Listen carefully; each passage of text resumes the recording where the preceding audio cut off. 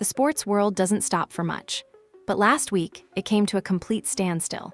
Not because of a championship, not because of a viral highlight, but because of a conversation that nobody saw coming. Michael Jordan, the greatest basketball player ever to walk a court, made an offer to Caitlin Clark that left analysts speechless, competitors shaken, and the entire WNBA questioning everything they thought they knew about the future. This wasn't a sponsorship deal. This wasn't mentorship or a casual endorsement. This was something fundamentally different. Something that could reshape how power works in professional sports. When the GOAT tells a rising star, "Let's build an empire together," the implications reach far beyond basketball. They ripple through boardrooms, through leagues, through the very structure of how athletes are valued and compensated. What happens next will define not just Caitlin Clark's career, but potentially the entire landscape of women's professional sports. And it all started with one man seeing something everyone else missed. Let's be clear about what actually happened here, because the details matter. Michael Jordan didn't just approach Caitlin Clark with a standard business proposal. He offered her ownership, a stake in a WNBA franchise, not as a silent investor on the sidelines. Not as someone with a name attached to a marketing campaign, but as an actual owner. Someone with decision-making power, boardroom access, and a direct say in how a professional basketball organization operates. Think about that for a second. A player still in her rookie season, still learning the professional game, is being handed the keys to franchise ownership by the most legendary basketball mind in history. This is unprecedented. No other WNBA player has ever been positioned this way. No other league has seen a franchise owner do something like this. It's the kind of move that makes you wonder if you're watching a business decision or a power play that's meant to reshape the entire game. What makes this even more significant is the timing and the framing. Jordan didn't make this offer to some veteran player with years of experience. He made it to Clark specifically, someone whose impact on the league has been so immediate and so massive that it's actually changed how people talk about women's basketball. In just one season, she's done something that took the NBA decades to achieve. She's made people care. She's made networks open their wallets. She's made sponsors sit up and pay attention. The rumor mill suggests that Jordan sees something in Clark that goes beyond her basketball skills. Reports indicate he views her as a generational phenomenon, someone who can move markets the way he once did. She's a brand. She's a movement. She's the kind of player who doesn't just fill arenas, she fills them with purpose. Every game she plays breaks viewership records. Every social media post, she makes trends globally. She's created demand that the WNBA never experienced before. So why would Jordan hand her ownership? The answer lies in his understanding of how power actually works. Jordan spent decades learning that the real money in sports doesn't come from playing the game, it comes from owning it. He built an empire not as a player, but as a businessman. The Jordan brand generates over $5 billion annually. The Charlotte Hornets became his playground for understanding franchise management. He learned that the most valuable position isn't on the court, it's in the boardroom. And that's exactly what he's positioning Clark for. This offer isn't about helping her make money as a player. It's about preparing her to make power as an owner. It's about giving her a seat at a table where decisions about the league's future get made. It's about transforming her from someone who plays in the system to someone who controls it. But here's where it gets interesting, and maybe a little bit controversial. This move fundamentally challenges the traditional structure of professional sports ownership. For decades, ownership has been the domain of wealthy investors, business people, and corporate entities. Players played, owners owned. There was a clear separation. Jordan is proposing to blur that line in a way that makes some people very uncomfortable. The proposal also sends a message to every other young female athlete watching. It says that being exceptional on the court isn't enough anymore. It says that the most valuable players won't just be compensated as workers, they'll be positioned as creators, builders, and power brokers. It says that the old system, where athletes generate billions in value while owners keep the majority of it, might actually be changing. What's particularly bold about this is that it's not theoretical. Jordan isn't just talking about the future of women's sports, he's actively building it. He's using his credibility, his capital, and his experience to construct a different model. And that model puts a young woman at the center of it, with real authority and real control. This is the kind of move that makes traditionalists nervous, not because it's bad for basketball, but because it redistributes power in ways that challenge who gets to decide what's possible. You need to understand something fundamental about Caitlin Clark to grasp why Jordan's offer isn't just significant, it's strategic. She's not just a great basketball player. She's a phenomenon that arrived at exactly the moment the WNBA needed someone to fundamentally change the conversation. Her rookie season numbers tell part of the story: record-breaking television viewership, sold-out arenas in every city she played, jersey sales that outpaced expectations by massive margins, games with over 1 million concurrent viewers, numbers the WNBA had never seen before. These aren't small improvements. These are transformational shifts in how the league is perceived and consumed. But the statistics don't capture the real impact. What matters more is what she represents culturally. Clark arrived in the WNBA at a moment when women's sports were still fighting for legitimacy, still operating in the shadow of the NBA, still being treated as a secondary product. She changed that narrative almost overnight. Every time she steps on the court, social media explodes. Not just with basketball analysis, with cultural conversation. She's trending alongside movies, music, and mainstream entertainment. She's being compared to superstars across all sports. She's creating the kind of buzz that money can't buy and marketing departments dream about. This is cultural gravity. This is the kind of presence that actually shifts how industries operate. What makes Clark uniquely valuable isn't just her talent, though she's undeniably gifted. It's her ability to attract audiences who wouldn't normally watch women's basketball. She's brought new fans to the WNBA, casual viewers, crossover audiences, people who care more about entertainment value than traditional sports fandom. She's proven that women's basketball can be popular, profitable, and powerful on a global scale. The merchandise numbers reinforce this. Her jerseys sell out.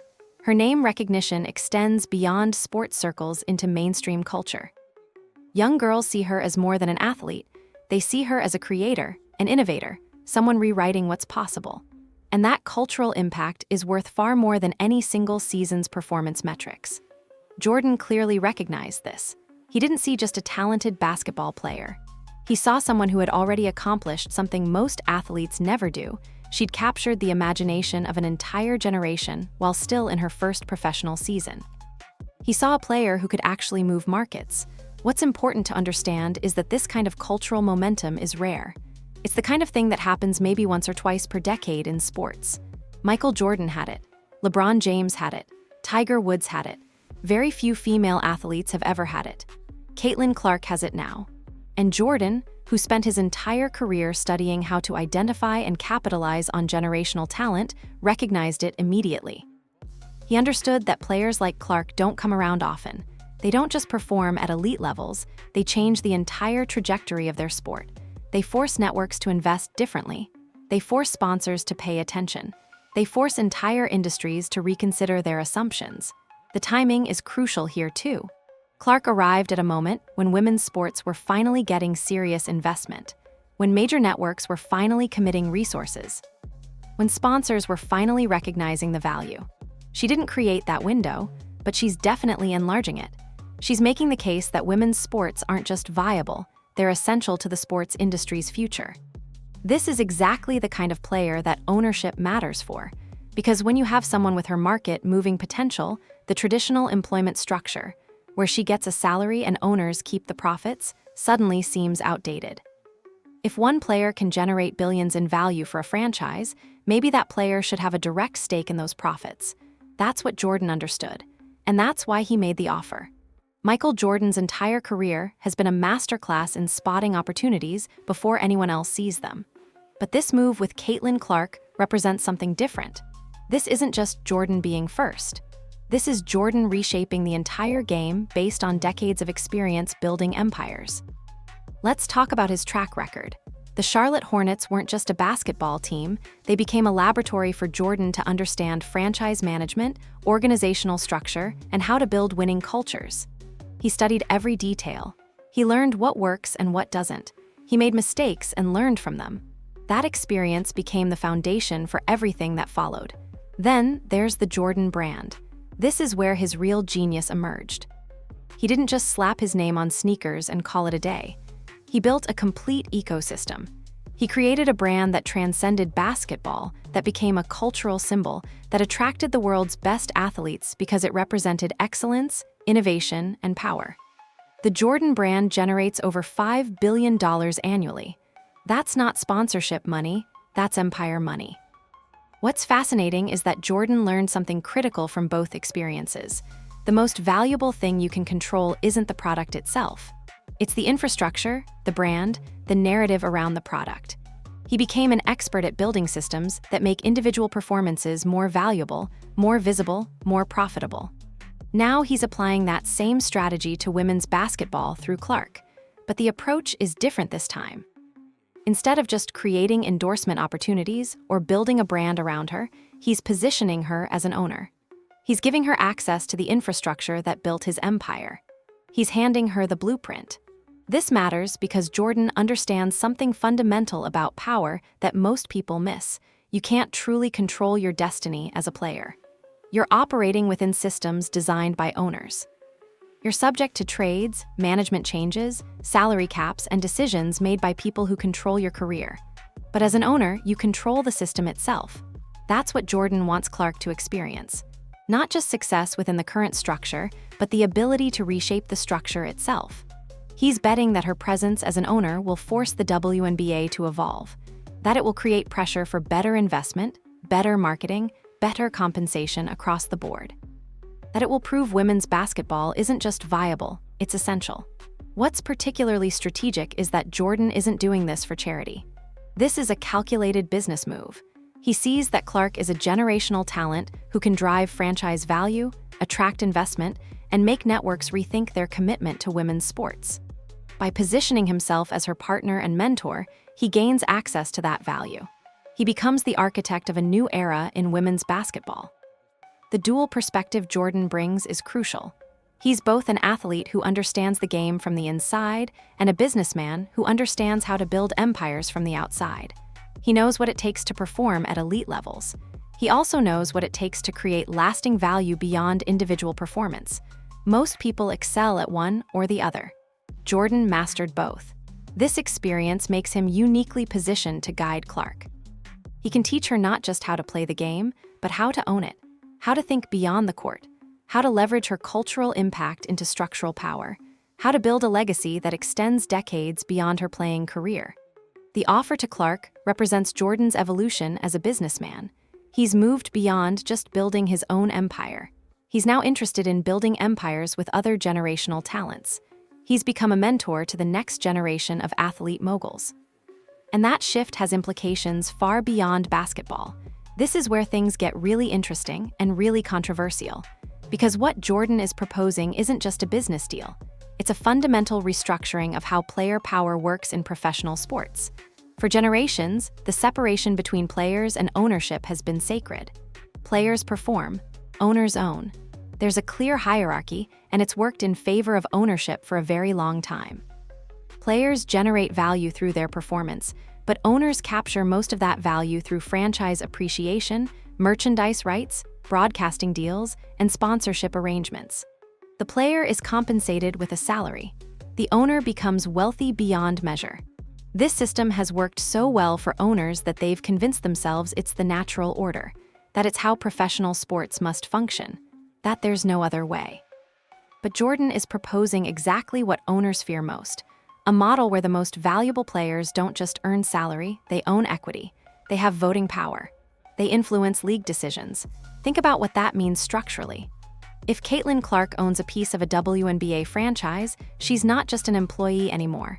She's a stakeholder.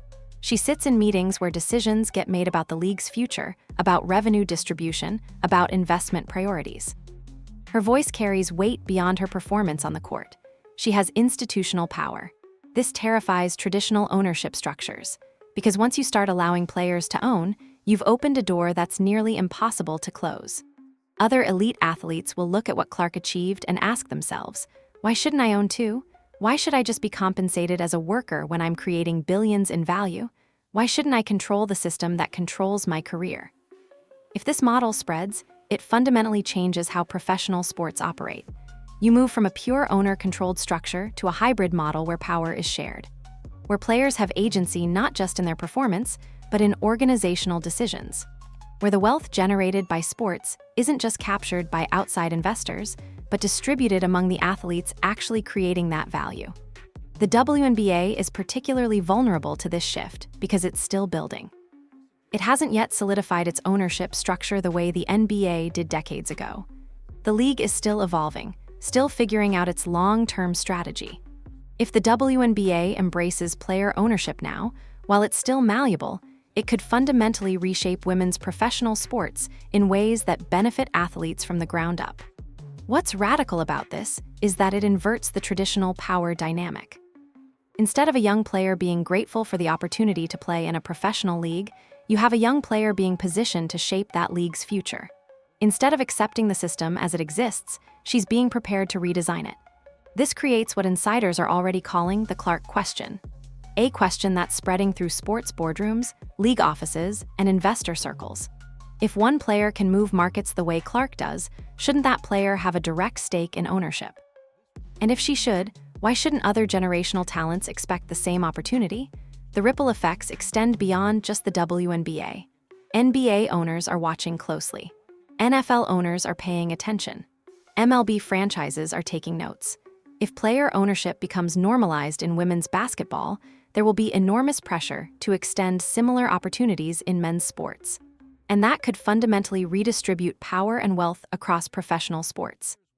But here's the thing, this isn't happening by accident. Jordan is consciously building a model that he believes is better for everyone, including the league itself. He understands that shared ownership creates shared investment. When players own equity in their franchises, they have incentive to make those franchises successful beyond just their individual performance. They become partners in building something lasting. That's the genius of this move. Jordan isn't disrupting the WNBA to hurt it. He's disrupting it to strengthen it. He's proposing a model that he believes will attract better talent, generate more investment, and create more sustainable growth. He's betting that the future of professional sports isn't pure ownership control. It's partnership. Now let's talk about what actually makes this partnership potentially unstoppable, the infrastructure behind it. Because Caitlin Clark isn't just getting partnered with Michael Jordan the person. She's getting access to one of the most powerful brands in human history. The Jordan brand doesn't just generate $5 billion annually. That's revenue. But the actual value extends far beyond that number. It's about reach, influence, cultural cachet, and the ability to shape narratives on a global scale. When the Jordan brand decides to promote something, it doesn't just get visibility, it gets legitimacy. It gets cultural weight. It becomes aspirational. Think about what that means for Clark. Right now, she's this exciting new force in women's basketball. She's popular in sports circles and among younger audiences. But imagine what happens when the full machinery of the Jordan brand gets behind her. Imagine global campaigns that position her not just as a basketball player, but as a cultural icon. Imagine signature shoes that aren't just athlete merchandise, but cultural statements. Imagine her name and image appearing in places that have nothing to do with basketball, but everything to do with being powerful, innovative, and revolutionary. Nike has been increasingly committed to women's sports, but a partnership with Jordan and Clark could accelerate that commitment exponentially. We're talking about custom apparel lines, signature footwear, global marketing campaigns that position women's basketball as essential, not supplementary, documentaries on Netflix, specials on premium networks, tour and appearances that make her a global personality. The timing is almost too perfect. Nike has already demonstrated that they're willing to invest in women's sports. They understand the market opportunity. But they've been waiting for the right moment, the right athlete, the right narrative to make a massive push. Caitlin Clark is exactly that moment. And with Michael Jordan as the architect, Nike has the credibility and the vision they need to execute at scale. What's crucial to understand is that the Jordan brand's power isn't just about marketing, it's about storytelling. The brand has always sold narratives, not just products. It tells stories about excellence, about pushing boundaries, about rewriting what's possible. Caitlin Clark has that narrative naturally. She's already rewriting what's possible in women's basketball. The Jordan brand can amplify that narrative globally. Imagine the cultural impact. Young girls around the world seeing images of Caitlin Clark in Jordan gear, dominating courts, making history. That's not just marketing. That's myth-making. That's the kind of cultural artillery that shifts aspirations across generations. When a young girl sees Clark on a billboard while lacing up her Jordans, she's not just being sold a product. She's being told that she, too, can be powerful, can be revolutionary, can rewrite the rules. The Jordan brand specializes in that kind of cultural rewiring. It doesn't just inspire, it transforms. It tells athletes and consumers that you're not required to conform to existing systems. You can create your own. That's exactly the message that resonates with Caitlin Clark's generation. That's exactly what makes this partnership so powerful. And here's where it gets really interesting from a business perspective. Once Nike commits to this partnership at scale, all the other major athletic brands have to respond. Adidas, Puma, Under Armour, they'll all be scrambling to figure out how to catch up. They'll realize they missed an opportunity by not moving faster on women's sports. And that competitive pressure will only increase investment across the entire women's sports landscape. The financial impact is staggering. Nike's commitment isn't altruism. It's profit-driven. They're tracking the momentum. They're watching the viewership numbers, the merchandise sales, the merchandise sellouts. They see that women's basketball is becoming a genuine investment opportunity, not a charity case. And Caitlin Clark is at the forefront of that movement. If this partnership executes even partially as envisioned, it will change not just women's basketball, but how athletic brands approach women's sports globally. The Jordan brand becomes the standard that everyone else measures themselves against. And that standard is one of complete, total investment and belief in Clark's potential. What happens in the WNBA doesn't stay in the WNBA. That's the crucial insight here. Because when Michael Jordan makes a move, entire industries take notice. And this move is already sending shockwaves through sports governance, investment circles, and athlete representation worldwide. Start with the immediate questions spreading through Wall Street, ESPN headquarters, and league offices everywhere. What if this works? What if Caitlin Clark's ownership stake actually makes her franchise more valuable? What if it drives higher engagement, better fan loyalty, increased sponsorship deals? What if the data proves that player ownership isn't just viable, it's superior to traditional ownership models? That's the nightmare scenario for traditional sports gatekeepers. Because if it works in women's basketball, every athlete in every sport will start asking the same question: why shouldn't I own? And not just superstar athletes. Role players will start demanding equity. Young draft picks will negotiate for ownership stakes. The power dynamic between franchises and players will fundamentally shift. The NFL is watching this closely. Football is the most profitable sport in America, which also means it's the most protective of its power structure. But imagine if the next generational NFL quarterback demanded ownership equity as part of his contract. Imagine if star wide receivers and running backs started treating ownership stakes as non-negotiable. The entire financial structure of the league would have to reorganize. Baseball is paying attention too. The MLB has struggled with its own labor management issues.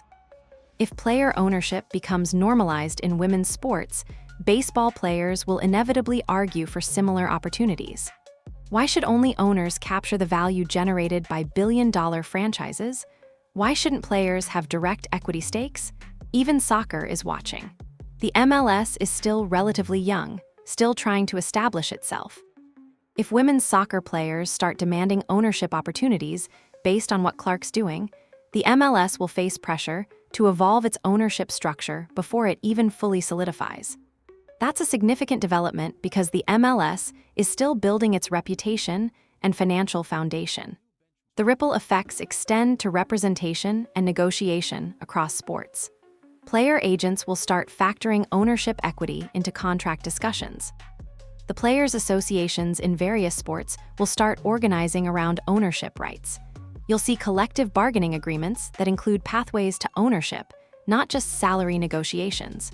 The entire framework of athlete compensation will expand. Corporate investors are already having conversations about this. Private equity firms that have been betting on women's sports are suddenly very interested in this Clark-Jordan partnership.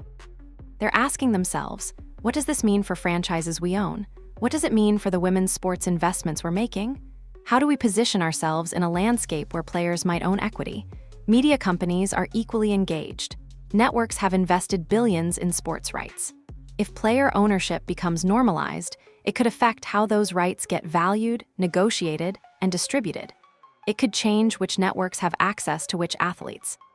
It could reshape the entire media landscape around professional sports. The international implications are equally significant. Around the world, athletes and sports entrepreneurs are watching how this unfolds in America. If player ownership becomes a standard model in the WNBA, expect similar demands to emerge in professional sports globally. Europe's football leagues might start seeing players negotiate for ownership stakes. Australia's sports might begin experimenting with player-owner models. The entire global sports landscape could shift. What makes this particularly powerful is that it's not just about individual athletes. It's about establishing a precedent that spreads. Once it's accepted that a generational talent like Clark deserves ownership equity, that precedent gets harder to deny for other athletes. You can't tell one player she doesn't deserve it while allowing another to have it. Either you embrace player ownership or you don't. And once you embrace it, the structure of professional sports fundamentally changes.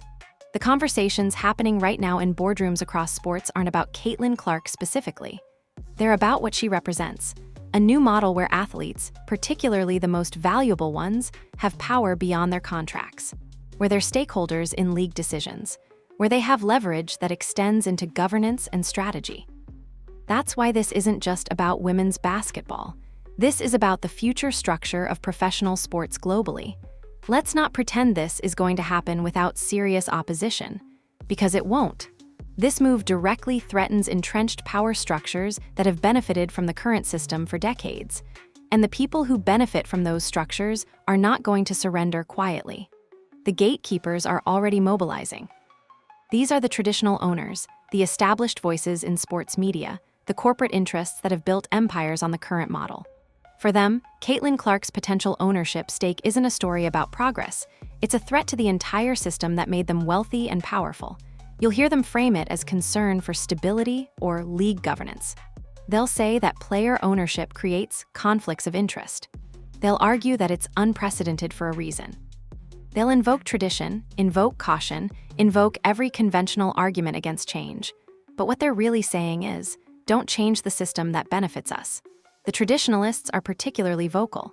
These are people who have spent their entire lives working within existing structures, who have been told that there's a proper way to do things, who genuinely believe that owners owning and players playing is the natural order of professional sports. For them, this represents chaos. It represents the breaking of fundamental rules that have organized sports for generations. But here's what makes this different. The opposition is based on protecting existing power, not on legitimate business concerns. That's the crucial distinction. Because when you strip away the rhetoric about governance and tradition, what you're really seeing is gatekeepers trying to protect their gatekeeping. People trying to maintain systems that advantage them financially and power-wise. The financial resistance is real too. Traditional owners have calculated that the current distribution of wealth works in their favor. Franchise valuations are based on a model where owners capture the vast majority of value generated by athletes and fans. If player ownership becomes normalized, that calculation changes. Franchises might be valued differently. Profits might be distributed differently. The entire financial model gets disrupted. Sports networks are nervous too, though for different reasons. They've built content strategies around individual athletes and franchises. If athletes have ownership equity and thus more control over their image, their branding, their media presence, networks lose leverage. They can't control narratives the way they currently do. They have to negotiate with more powerful entities. There's also genuine uncertainty about whether this model actually works. Traditionalists will point to this uncertainty as proof that change is risky. And there's a legitimate point here. You don't know exactly how player ownership will affect league operations, financial stability, or competitive balance until you try it. That uncertainty is real, and it's a valid point for caution. But here's what Jordan understands that traditionalists don't. The risk of not changing might be greater than the risk of changing, because the current system isn't sustainable indefinitely. As more female athletes see the success of someone like Clark, as younger generations demand ownership and equity, as cultural expectations about fairness and distribution shift, the pressure to change will only increase. Fighting change indefinitely is harder than managing change strategically. The real opposition will come when this actually starts affecting money and power. When an ownership group realizes their franchise is worth less because a star player just became co-owner. When a network loses negotiating leverage because a player now has direct control over media rights. When sponsorship deals have to be renegotiated because the athlete has more control over her own image. That's when the resistance becomes serious. There will be legal challenges, almost certainly. Questions about how ownership stakes affect salary caps, luxury tax calculations, and league revenue sharing. There will be political battles within the WNBA ownership structure. Conservative owners might try to block the move or limit its scope. Player associations and other leagues will demand similar opportunities, creating pressure that leagues will resist. But here's the thing, Jordan knows all this. He's not making this move naively. He's making it because he believes the long-term value of a transformed sports landscape exceeds the short-term cost of opposition. He's betting that a league that welcomes player ownership will attract better talent, generate more engagement, and ultimately become more valuable than a league that maintains the old gatekeeping model. That's the fundamental disagreement. Traditionalists believe the current system is optimal and should be protected. Jordan believes the system should evolve, and that evolution actually makes sports better for everyone, including owners. If this partnership succeeds, and that's the operative word, if the implications extend far beyond Caitlin Clark and the WNBA. We're talking about a fundamental reorganization of how professional sports operate globally. Start with what success actually looks like. It's not just Clark having a good year as a player-owner. It's her ownership stake creating measurable value for the franchise.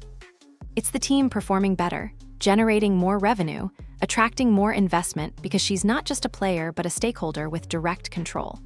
It's the model working so well that other WNBA franchises start recruiting their own generational talents with similar ownership opportunities. It's the league becoming more valuable, more stable, more attractive to investors because players are now partners in building something lasting. If that happens, everything changes. You'd start seeing ownership equity negotiations become standard for superstar athletes, not just in basketball, but across all sports. Generational talents would no longer accept pure salary contracts. They demand equity, control, and partnership in the franchises they're building. The power dynamic shifts fundamentally. The generational impact is what really matters. Because young girls watching Clark succeed as both a player and an owner get a message that's profoundly different from what previous generations received. They learn that excellence on the court isn't enough.